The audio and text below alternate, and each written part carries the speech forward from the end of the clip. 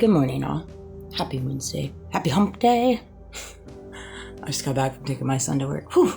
Traffic is brutal in my little area. Almost got hit. My heart went poof. I was bracing for impact. I wasn't, dude.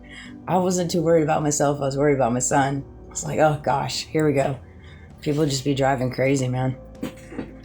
Crazy. You'll get there when you get there. Leave a little earlier. That's what my son and I have established, that we're going to have to leave a little bit earlier. That said, right before I started this video, it was Elwick. I've been following him for a while now. I love his content. He said, well, shall we? Let's just listen to it. Let's listen to it together. Because I got a little spin-off for it. And it's like, ooh, they so mad at you. Oh, yeah, whatever. Sorry. You don't want to get mad at people, you know? Everything you've survived, the fact that you continue to show up authentically, spreading love, planting seeds, you are standing on the edge of greatness.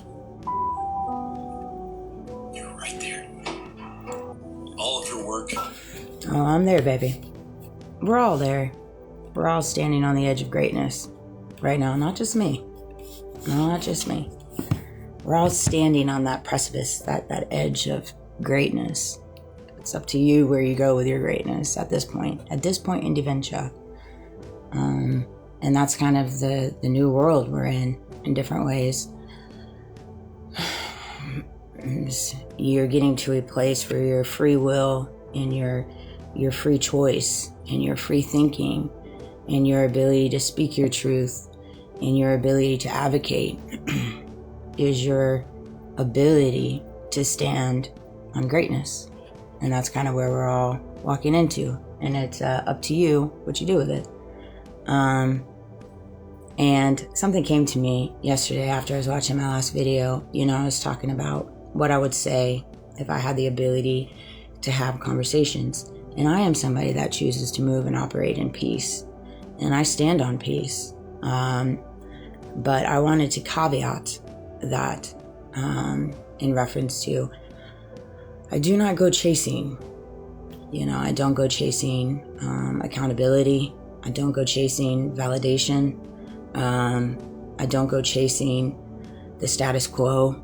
I don't go chasing the norm. I don't go chasing the crowd. And I don't go chasing anything in my past neither. If I find myself in a position where I'm getting met with the past and the past does not want to take accountability based off their choices, then it stays there. And I just politely agree to disagree, send them with love and light, and keep on moving. And that reminds me of a conversation that I recently had with my aunt. Just kind of want to let her know, no, until you're ready to take accountability and apologize for your words and your choice of actions, there's nothing for us to talk about. Now, I ain't sweating it. I ain't thinking much about it. I'll say prayers and keep people in my thoughts and prayers always, but it's not something that's in my mind anymore. I've released it. I've released the desire for accountability. I've released the desire for people to move in their truth. I've released the desire to understand the why. That's something that they're going to have to carry on their end. They're going to have to figure out the why I did what I did and landed me where I'm at. I had to figure that out as well. Why was I surrounded by so many people that pretended to stand with me when really they were standing against me? Why was Amanda doing that? Well, Amanda was doing that because she was broken. She was unhealed, and she didn't have a relationship with her faith and her true God and her true Father and her brother in Jesus, and recognizing who he is.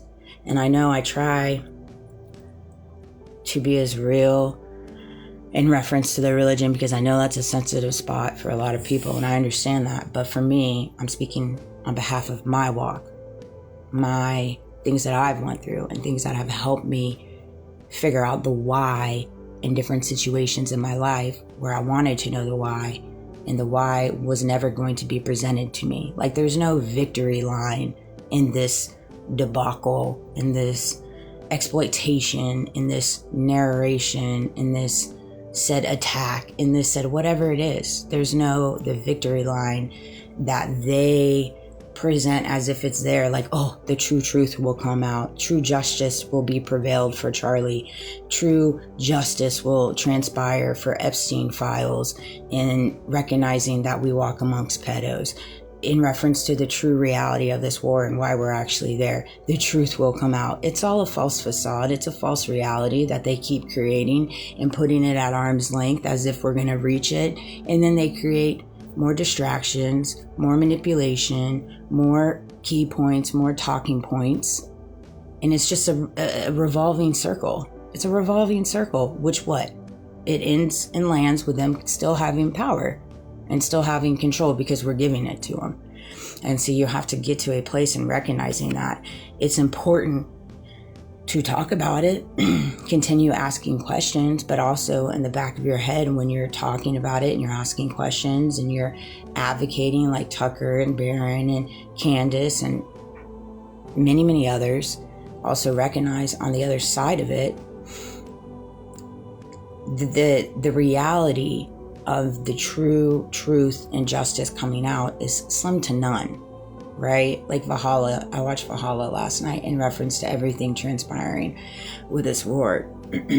And I'm kind of with him. Like, I mean, it's one of those things we're just going to have to sit it out and watch as the comedy continues, as the saga continues, you know, come the midterms and then thereafter, and there's going to be tons of things in reference to impeachment, but it's probably most likely never going to transition. I mean, it's the same revolving door, you know. It was, and so it's one of those things you kind of take it at face value, and you recognize that the only thing you have control over is yourself and your actions and what you choose to do with the greatness that God provides you, because we all have choice in being great, in being a part of the greatest of all times, the GOATs, right? And we all have the ability for that. It's just whether or not you choose to tap into that type of trajectory in your life. And you love when it hurts. You recognize when you get hurt, it's a part of the transitioning and the involvement of life. And you learn to not take every betrayal, not take every sting, not take every manipulation, not take every smear campaign, not take every bot, not take every lie to heart, and just kind of guard your heart. The only person that's going to guard your heart is you. You're the only one that's going to guard your heart and guard your mind. I had to learn that the hard way. Ain't nobody going to guard my heart and my mind other than me. And it was so hard because I gave my heart was like wide open. It was like wide open. And my mind was like wide open for as many takers. And until I started going through all the healing and becoming the person that I've always wanted to be in reference to standing on my morals, standing on my values, standing on my ethics, standing on my grace, standing on my integrity, standing on my mercy, standing on my honorability, standing up for what I believe is right, but open for discussion if I'm wrong, because I'm wrong all the time. I'm wrong all the time. I make mistakes all the time, and I'm happy to be made as an example because I don't move in ego as best as possible. But I also know that I am a person with a heart that deserves to be treated fairly and treated honorably. And I demand it. And whether people choose to treat you that way or not, if they choose not to treat you that way and it's right in front of your face, and it's up to you to not allow it. You don't have to allow anything. It's all a false reality that they put in front of us as if you have to deal with this. No, you don't. No, you don't.